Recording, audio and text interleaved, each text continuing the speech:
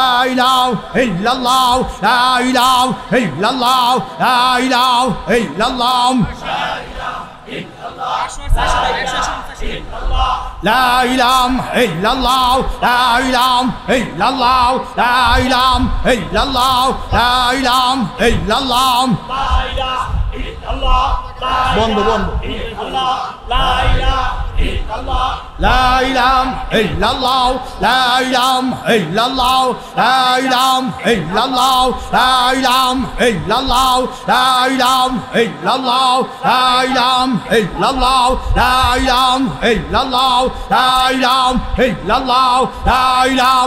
الله لا إله إلا الله لا إله إلا الله لا إله إلا الله لا إله إلا الله لا إله إلا الله لا إله إلا الله لا إله إلا الله বাবারে সহ্য করতে পারবি ওই জাহান্নামের এক সেকেন্ড আযাব কেউ তো সহ্য করতে পারবো না আল্লাহ।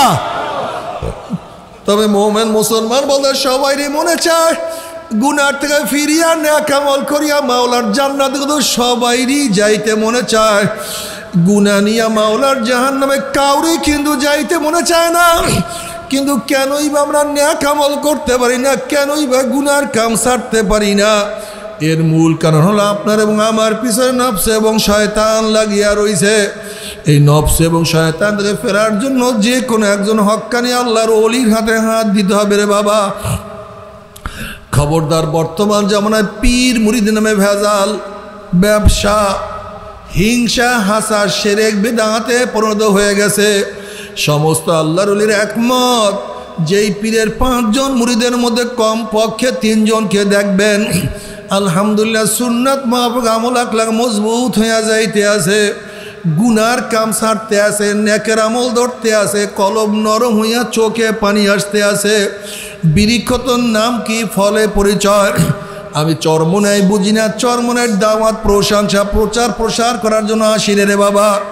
চরমনাই যাওয়ার তোমার কোনো দরকার নাই, কোনো দরকার নাই, কোনো দরকার নাই।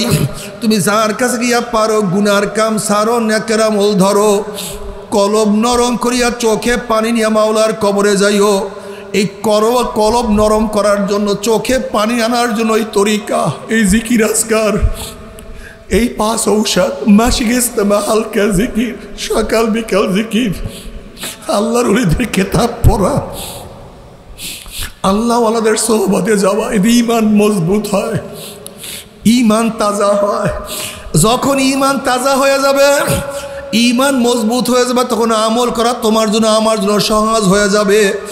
তুমি যার কাছে গিয়া পারো গুনার কাম সারো, নেকের আমল ধরো, কলম নরম করিয়া চোখে পানি নিয়ে মাওলার কবরে যাইও। যেরকম দুনিয়ার ঘরে আগুন লাগলে পানি ছাড়া নিভানো যায় না, ঠিক তোমার আমার গুনার দ্বারা যে জাহান্নামের আগুন জ্বলিয়া রইছে, চোখের পানি ও সারা কিন্তু জাহান্নামের আগুন নিভানো সম্ভব না। কাজে আমার জন্য দোয়া চাই, আমিও দোয়া করি, সবাই সবার জন্য প্রাণ খুলিয়া দোয়া করো, যেন কিয়ামতের ময়দানে গলাগুলি বাঁধিয়া মাওলা একসাথে জান্নাতে যাওয়ার তৌফিক দিয়া দেয়। আল্লাহুম্মা আমিন, আল্লাহুম্মা আমিন।